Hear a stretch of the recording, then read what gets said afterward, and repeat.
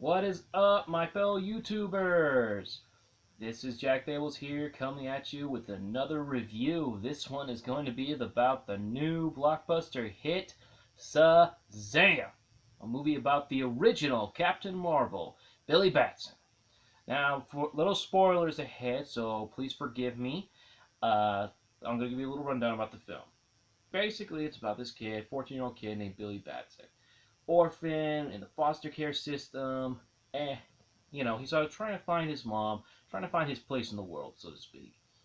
And he runs into a wizard named Shazam. Gives him the power to become Captain Marvel. Now, of course, this is not the Captain Marvel of Marvel comic books movies. It is Captain Marvel, the original. The original Captain Marvel. There is no other, in my opinion. Now, this film is great. It's basically DCEU's response to, say, Antman. This movie is clearly a comedy. It's made not to be serious, not to have too much violence and death. It's pure comedy for the sake of comedy. Makes you feel good while watching it, and it's a great movie to introduce people to the franchise if they're not into the whole dark I'm Batman type thing. And what's cool about it is they do still have references to the other DC icons. Batman, Superman, Aquaman, Wonder Woman. They all have references and small appearances in the movie. Now, I definitely give this movie a B+, for two reasons. One, for the story and how it was written. It's a lot better than, say, Wonder Woman's movie was. And the reason I say that is because Wonder Woman, even though this was obviously this movie was obviously an origin story compared to Wonder Woman's movie, they didn't spend almost 2 hours detailing a little bit about Wonder Woman's past. Like who that Princess Diana was, how she was created, who her family was. But didn't give her the whole rundown of her, They didn't spend the first half of the movie doing a rundown on Billy Batson's, where he got his superpowers. Now, while Shazam is definitely an origin movie, an origin story, it doesn't focus too much on, how he got his powers. It just focuses on what he does after he gets his powers. Because the wizard, unlike in the comic books, dies, is turned to dust, goes a little Thanos on him, but stays dead, and passes his powers on to Billy in order to become the new champion of magic. Now, the other reason why I give this a B+ is definitely because of the comedy. It makes you laugh. It makes you laugh and smile, and there's no way you can be, they have some serious moments, of course, especially when dealing with issues such as abandonment, envy. And definitely that's the theme here. It's definitely having to deal with trying to figure out, it has the themes of family, who your true family is, as well as dealing with issues such as envy and jealousy. And it was a great movie. And the best part about it was it wasn't condescending. It wasn't political like some of the newer Marvel movies are getting. And that's one of the great things. Now, I don't give it an A for the main reason is because I feel like they could have done more story-wise, especially when trying to, because the story, for years they were saying that The Rock was going to make an appearance as Shazam, or Captain Marvel, Billy Batson's main villain, Black Adam. He was the original champion of magic. Now, they do mention him in this movie, kind of like in a hologram, though they don't show a lot of his details in his face. But I don't know 100% if the Rock is still going to make an appearance. There's conflicting reports on the internet, so don't quote me on this. But for years, people were saying that he was supposed to make an appearance in this movie in the first Captain Marvel DCU movie. He didn't. Now, because of the hype, that's why I give this a B.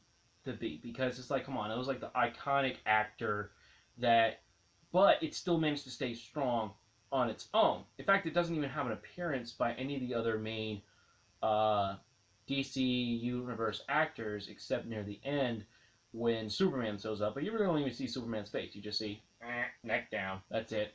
So I don't know what that's about. I don't know if they're planning on getting a different actor in the future for him. I doubt it. Or maybe it was just a little bit more of a comedy thing. I don't know. Um, but the thing is, it definitely is like one of the best things about it is how it makes you feel good when you're watching it. And that's why, and this is what I feel like. This is definitely why this movie is going to be probably the best that Warner Brothers has done so far as the shared universe. It's definitely going to outshine. I feel like it should outshine Batman vs Superman even, or even the Suicide Squad. Because the thing is, they did not hype up. I feel like they didn't hype up Shazam as much as they did Suicide Squad or Batman or Superman, and they actually spent a lot of time on the script, on the special effects, on this one, and even Aquaman. Like, Aquaman and Shazam are the most recent movies, and I feel like this is definitely they're both tied for the better ones. Now, the only problem I have with the main issue, like the only thing that would have prevented me from watching it, was definitely the length of the movie. It's almost 2.5 hours long, so either don't drink any sodas like I did, or hold it in, because you're going to be watching this movie in the theaters for a while. And it's definitely worth it. But it's definitely worth watching the movie in theaters. And it definitely introduces it definitely illustrates a more backstory in the universe as you're watching this movie, because it's mainly focused on the science fiction aspect of it so far, other than the Wonder Woman one. But even that kind of had like a science fiction feel to it. But this one is pure magic. This one's about pure fantasy, because the thing that people were always arguing about in comic books, who is stronger, Shazam or Superman? And Superman is actually weak against magic, so it's kind of like, depending on how the fight situation goes, Shazam could beat Superman's butt and vice versa. And it's kind of cool that they're already talking about in the next Justice League movie having Billy Batson's character play a critical role, from rumors and sources online that I've seen.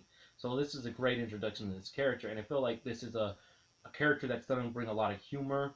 It's going to definitely lighten the mood of the series a little bit, and I think that's good.